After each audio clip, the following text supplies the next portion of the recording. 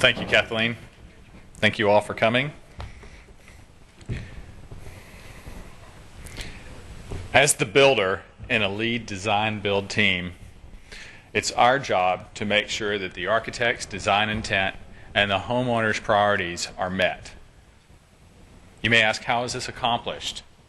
It's all about clear and comprehensive communication between all of the parties involved: the clients, the architect, the builder, and the tradesmen in the field. Today's clients are usually very informed.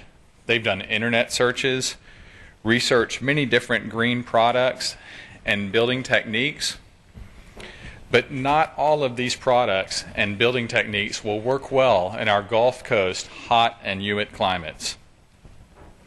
We must research each new product to make sure it is a fit for the project and that the manufacturer has the infrastructure in place for distribution, installation, and service after the sale. We may have clients that are interested in incorporating solar panels on their home. To do so will require a strategy for mounting the panels to the roof and creating a pathway for the electrical wiring and water piping. On this particular project, we had a composition roof.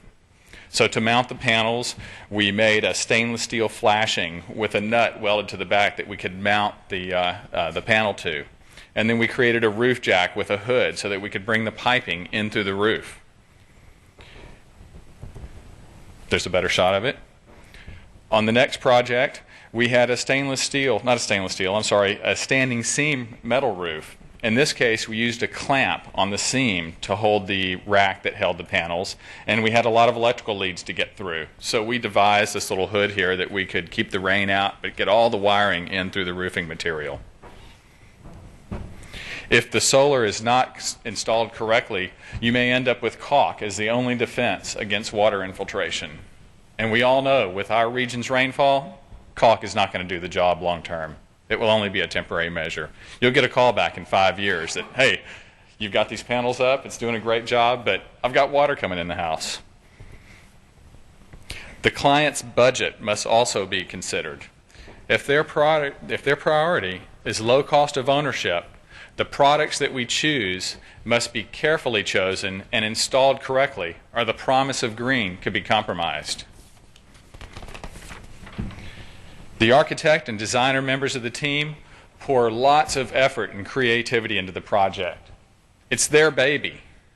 How can they feel confident that when they turn it over to the builder, that the design intent and the homeowner's priorities are going to be met? Once again, it comes down to clear communication and execution at the job site. All of this communication sounds really great, doesn't it? So how do I turn that concept? How do we turn that concept into a reality? There have to be clear and written procedures for the workmen to follow in the field. We have developed procedure lists for every phase of the project. These are living documents. They evolve and grow. When we encounter something on one project, we make sure and add it to the list so it does not happen to us on the next. We review these forms with subcontractors that may not have worked with us before. When they are given the plans to quote, the appropriate list is part of the package. We ask them to review it with everyone that is going to be working on the project. This eliminates confusion and confrontations because each of the tradesmen knows exactly what is expected of them. Not just a verbal explanation, but a clearly written document that we all can refer to in the future. This is one of our framing lists. It has lots of different information. It keeps us from missing something.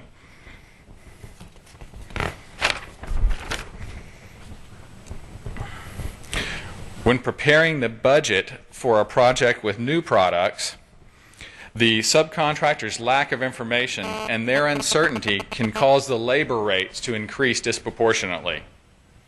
The construction business thrives on established methods. Anytime you ask someone to do something that they have never done before, their natural reaction is to overquote the labor. So how can this be overcome so that the budget does not get blown out of proportion? What has worked well for us in the past is to build mock-ups. Suppose you want to build an ICF home. First, assemble a few of the ICF panels, and then frame an equal-sized wood wall. Have the electrician or the plumber drill the studs, install the wiring or piping, nail plates, everything that is necessary. Then measure the time it takes for him to accomplish those typical procedures. Next, have them perform the same task on the ICF wall, the wiring, piping, everything that's required, and measure the time difference. In many cases, you may find that there's only a 10 to 20% or no time difference. The labor rates should be adjusted accordingly, not doubled. Another point is diligent supervision and coordination throughout the construction process.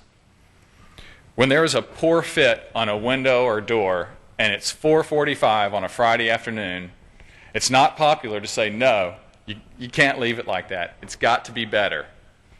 It won't make you a hero in this contractor's eyes maybe, but it is the right thing to do.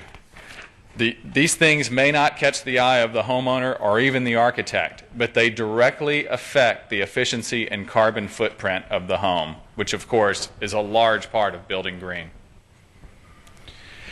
We have a fantastic framing contractor. He always delivers a clean frame. It's level, square, and plumb, but he has many of his own priorities to be concerned with.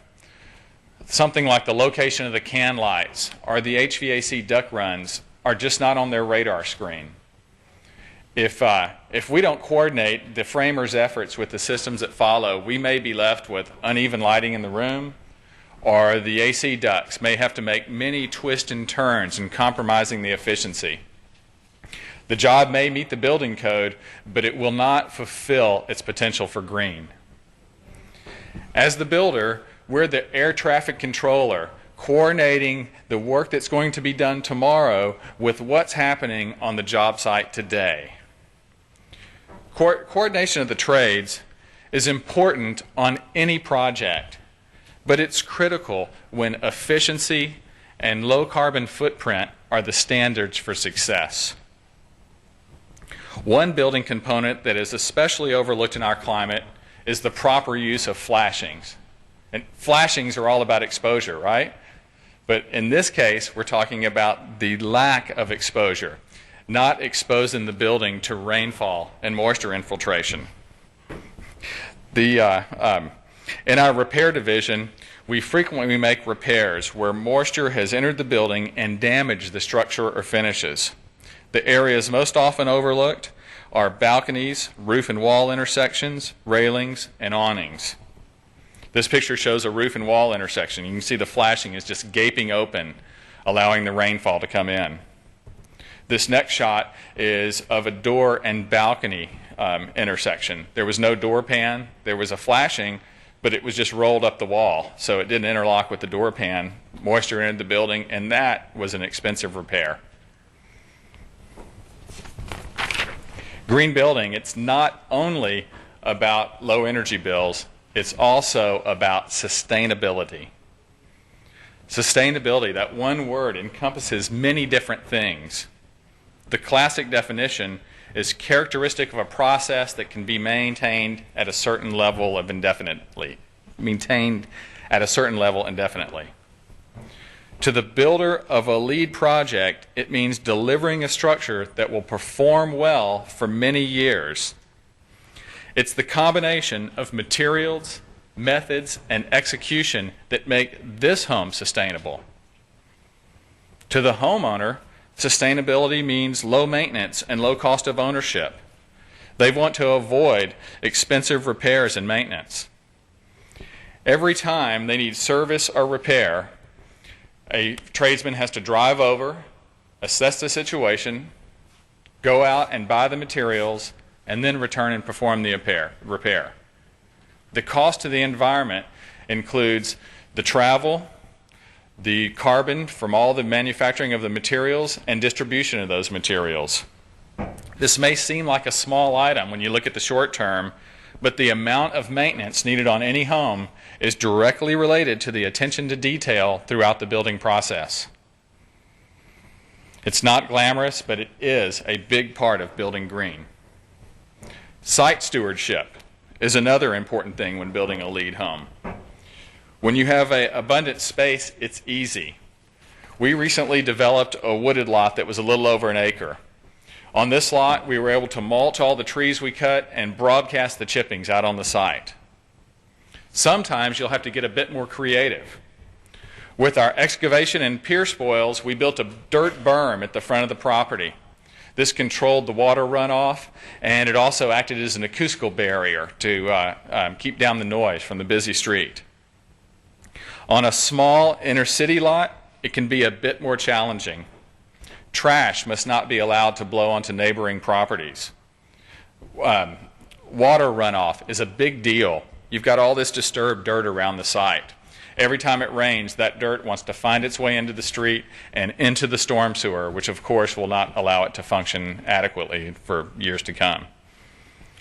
If you're doing a geothermal HVAC system, there will be many gallons of silty water that must be captured. This tank here is what we used on a particular project to capture all this water, muddy, yucky water that if we just allowed it to run into the street, we'd had a big problem with drainage down the road probably.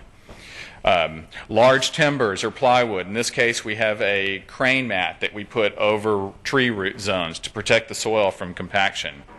You may need to tie limbs of the trees back when maneuvering heavy equipment and raise and lower the booms accordingly to make sure that the trees are not damaged.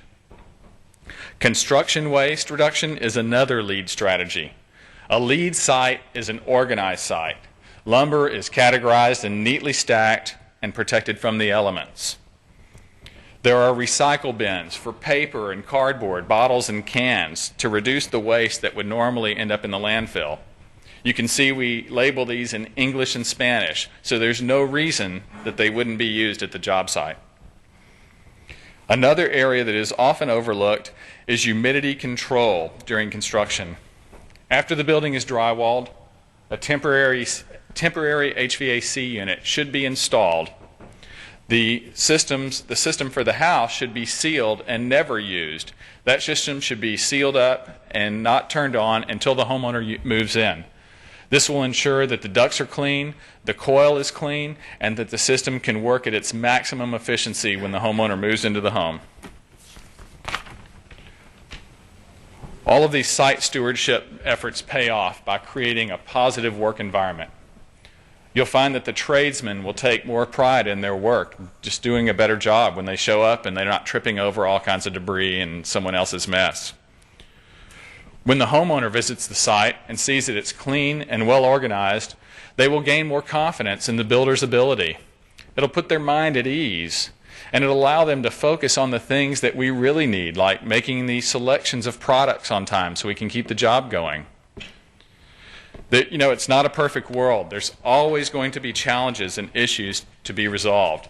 But by having a plan that works, respecting the wishes of the client, and paying attention to detail, the promise of green, the design intent of the architect, and the dreams of the homeowner get delivered.